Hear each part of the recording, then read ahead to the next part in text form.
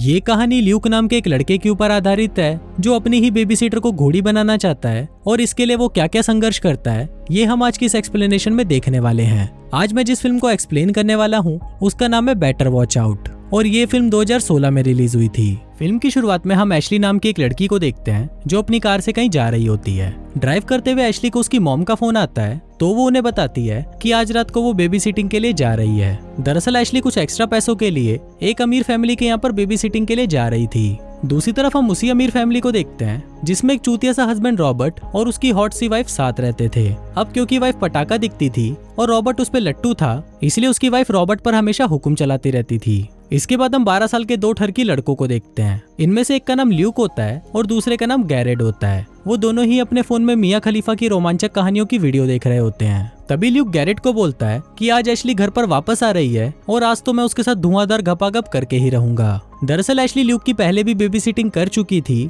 और ल्यूक भी एशली को बहुत पसंद करता था और हमेशा से ही उसके साथ घपाघप करना चाहता था। अगले सीन में हम देखते हैं कि एशली उनके घर पर आती है और उसकी चढ़ती जवानी देखकर बूढ़ा रॉबर्ट उस पर लाइन मारना शुरू कर देता है। इसके बाद पटाखा आंटी एशली को बताती है कि ल्यूक को नींद में चलने की आदत है इसलिए हम डोर के हैंडल के ऊपर एक पेंसिल रख देते हैं जिससे हमें पता चल जाता है कि ल्यूक अपने कमरे से बाहर निकला था। अब सब कुछ बताने के बाद वो दोनों हस्बैंड वाइफ वहाँ से चले जाते हैं और तभी गैरेड भी ल्यूक को उसके घपाघप के लिए बेस्ट ऑफ लक बोलकर वहाँ से चला जाता है।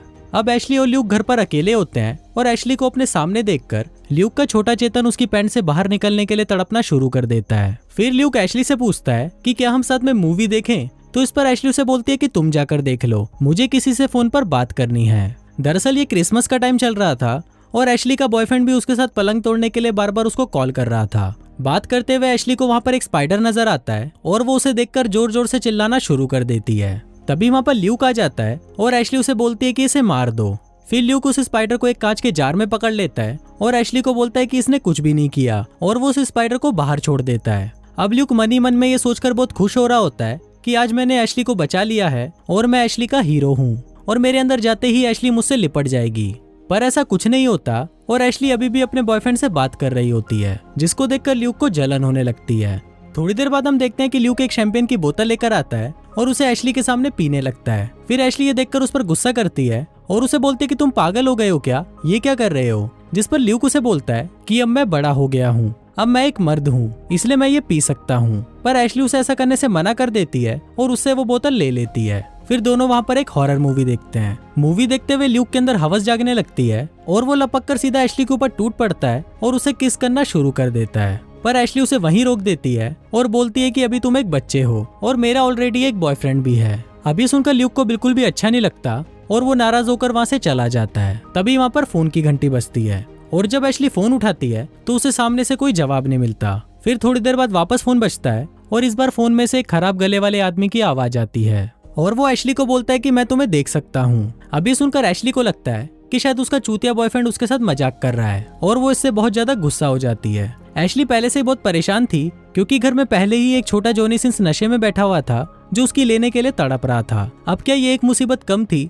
जो अब घर में सीरियल किलर भी आएगा। फिर एशली वहाँ पर देखती है कि किसी ने गार्डन में रखा हुआ सेंटा क्लॉस उसकी खिड़की के पास रख दिया है और इसके साथ ही घर का बैक डोर भी खुला हुआ है। अब ये सब देखकर एशली सच में डर जाती है और वो ल्यूक को पुलिस को फोन करने के लिए बोलती है। अब एशली का फोन ल्यूक के पास था और ल्यूक वो फोन एशली को देने के लिए जैसे ही उसकी तरफ फेंकता है तो वो फोन सीधा जाकर एक्वेरियम में गिर जाता है और खराब हो जाता है। तभी घर की घंटी बजती है और एशली गेट के पास जाकर बाहर देखने की कोशिश करती है पर बाहर कोई नहीं होता। फिर ल्यूक मर्द बनकर दरवाजे के पास आता है और बोलता है कि तुम जो कोई भी हो हमें डराना बंद करो नहीं तो बहुत बुरा होगा। फिर ल्यूक बाहर देखने के लिए जैसे ही दरवाजा खोलता है तभी कोई आकर ल्यूक के ऊपर कूद जाता है।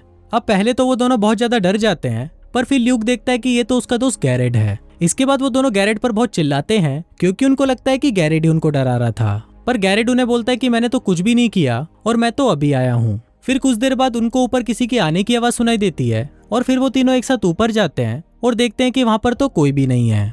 अब एशली इन सबसे बहुत तंग आ चुकी थी इसलिए वो पुलिस को फोन करने की कोशिश करती है पर घर का कोई भी फोन काम नहीं कर रहा होता। फिर एशली ल्यूक को उसके लैपटॉप से पुलिस को इन्फॉर्म करने के लिए बोलती है पर लैपटॉप में भी इंटरनेट कनेक्शन नहीं आ रहा होता।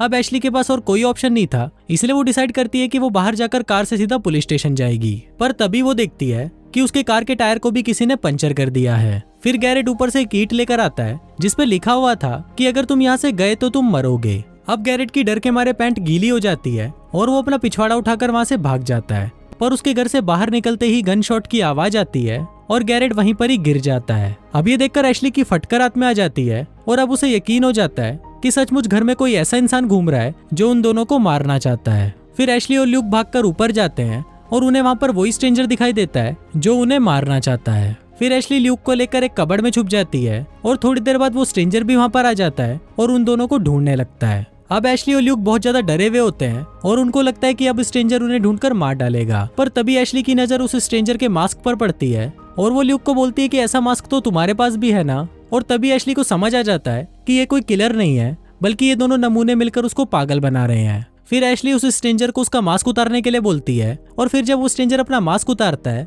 तो हम देखते हैं कि वो ल्यूक का दोस्त गैरेट होता है जो थोड़ी देर पहले घर से बाहर मर गया था। तब एशली को उन दोनों का प्लान समझ में आता है। दरअसल ये पूरा प्लान ल्यूक का था और वो एशली को डराना चाहता था ताकि वो बाद में उसे बचा सके और एशली की नजर में हीरो बन जाए। पर एशली सबसे बहुत ज्यादा नाराज हो जाती है और वो ल्यूक के पेरेंट्स को फोन करने के लिए बाहर चली जाती है।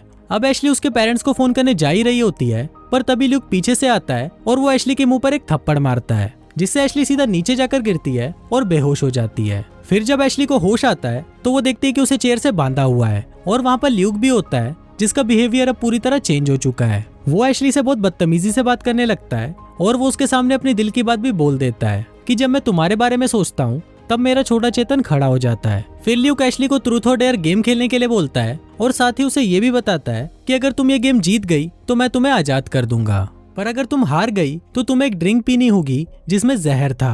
अब ये देखकर एशली उसे बोलती है कि तुम लोगों की लगने वाली है, इसलिए बेहतर है कि तुम मुझे खोल दो। पर ल्यूक उसकी कोई बात नहीं सुनता क्योंकि अब वो एक साइको बन चुका था। फिर वो सभी ट्रूथ और डेयर गेम खेलना शुरू करते हैं और गैरेट ल्यूक को डेयर देता है कि तुम्हें एशली के संतरे दबाने होंगे। अब ये सुनकर ल्यूक बहुत ज्यादा खुश हो जाता है और वो एशली के दोनों संतरों को दबाने लगता है। अब थोड़ी देर तक ये गेम चलने के बाद गैरेट ल्यूक को बोलता है कि उसे ये सब ठीक नहीं लग रहा, इसलिए हमें ये गेम बंद कर देना चाहिए। पर इस पर ल्यूक उसे बोलता है कि अभी तो मजा आना शुरू हुआ है और आगे तो इससे भी अच्छी चीजें होने वाली हैं। तभी अचानक घर की घंटी बजती है और ल्यूक देखता है कि वहाँ पर एशली का बॉयफ्रेंड रिकी आया था। ल्यूक उसे अंदर आने नहीं देना चाहता था, इसलिए वो रिकी को बोलता है कि एशली तुमसे बात नहीं करना चाहती, इसलिए तुम यहाँ से चले जाओ। पर रिकी जबरदस्ती अंदर आ जाता है और वो एशली को ढूंढने लगता है। वहाँ एशली भी आवाजें निकालने की कोशिश कर रही थी ताकि रिकी वहाँ आकर उसे ढूंढ ले, पर इससे पहले कि रिकी उसे ढूंढता ल्यूक उसके पीछे आता है और उसके सर पर बेसबॉल बैट मारकर उसे बेहोश कर देता है। फिर थोड़ी देर बाद जब रिकी को होश आता है तो वो देखता है कि वो भी एशली के साथ बंधा हुआ है। फिर एशली उसे पूछती है कि तुम यहाँ पर क्यों आए हो, तो रिकी फोन की तरफ इशारा करता है जिससे हम व्यूअर्स को पता चलता है कि ल्यूक ने ही एशली के फोन से मैसेज करके उसे यहाँ पर बुलाया था।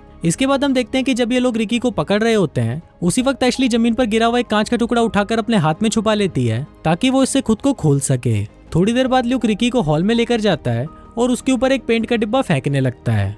अगर ये पेंट का डिब्बा रिकी के सर पर लगा तो रिकी वहीं टपक जाएगा। अब गैरेट भी ये सब देखकर बहुत ज्यादा डर जाता है और वो ल्यूक को बोलता है कि तुम ये सब क्यों कर रहे हो। वहाँ रिकी की भी डर के मारे फटकर 4 हो चुकी होती है और वो एशली को मदद के लिए आवाजें लगाने लगता है। दूसरी तरफ एशली उस कांच के टुकड़े से खुद को खोल चुकी होती है और वो जैसे ही ल्यूक के पास जाती है ल्यूक उस पेंट के डिब्बे को नीचे गिरा देता है और वो डिब्बा सीधा आकर रिकी के सर पर लगता है और रिकी की वहीं पर ही मौत हो जाती है। फिर एशली ल्यूक को गन दिखाकर डराने लगती है, पर ल्यूक इससे डरता नहीं है क्योंकि वो गन खाली थी। अब ये देखकर एशली वहाँ से भागने लगती है और जैसे ही वो घर से बाहर निकलती है वहाँ पर कहीं से एक उड़ती हुई ईंट आकर सीधा एशली के सर पर लगती है जिससे वो बेहोश हो जाती है। दोस्तों ये सभी चीजें ल्यूक ने पहले से ही प्लान करी हुई थी और एक 12 साल का बच्चा इतना बड़ा साइको हो सकता है ये किसी ने भी सोचा नहीं था। फिर जब एशली की आंख खुलती है तो वो देखते हैं कि ल्यूक ने उसे फिर से बांध दिया है। थोड़ी देर बाद फिर से घर की घंटी बजती है और हम देखते हैं कि एशली का एक्स बॉयफ्रेंड भी वहाँ पर आया हुआ था जिसे ल्यूक ने मैसेज करके बुलाया था। फिर ल्यूक उसके एक्स बॉयफ्रेंड के पास जाता है और उससे एक सॉरी लेटर लिखवाता है ये बोलकर कि एशली ने उसे ये करने के लिए बोला है। फिर वो लड़का उस लेटर को लिख ही रहा होता है कि तभी पीछे से ल्यूक एक रस्सी लेकर आता है और उसके गले में वो रस्सी बांधकर उसे लटका देता है। दूसरी तरफ गैरेट को एशली अपनी बातों में फंसा लेती है और उसे खुद को खोलने के लिए बोलती है। फिर गैरेट उसको खोलने ही वाला होता है कि तभी वहाँ पर ल्यूक आता है और ये देखकर वो उसे गोली मार देता है। इसके बाद ल्यूक एशली के पास आता है और उसके गले में चाकू मारकर उसे भी मार डालता है। फिर थोड़ी देर बाद वो अपने फोन में देखता है कि उसके पेरेंट्स घर आने वाले हैं तो वो वहाँ का पूरा सीन इस तरह बना देता है ताकि सबको लगे कि एशली के बॉयफ्रेंड ने ही ये सब कुछ किया है और खुद वो अपने कमरे में जाकर सो जाता है। फिर थोड़ी देर बाद जब उसके पेरेंट्स घर पर आते हैं तो वो ये सब देखकर तुरंत पुलिस को फोन करते हैं। फिर ल्यूक की मॉम भागती हुई उसके कमरे में आती है और वो देखती है कि ल्यूक तो सो रहा होता है और ऐसा दिखा रहा होता है कि उसे तो कुछ पता ही नहीं। मूवी के लास्ट सीन में हम देखते हैं कि पुलिस वाले ल्यूक के डैड को बता रहे होते हैं कि इनमें से एक जिंदा बचा हुआ है, और ये सुनकर ल्यूक भागकर सीधा खिड़की के पास आता है और देखता है कि एशली अभी भी जिंदा है। अब ल्यूक समझ जाता है कि उसकी सच में लगने वाली है और इसी के साथ ही ये फिल्म यहीं खत्म हो जाती है।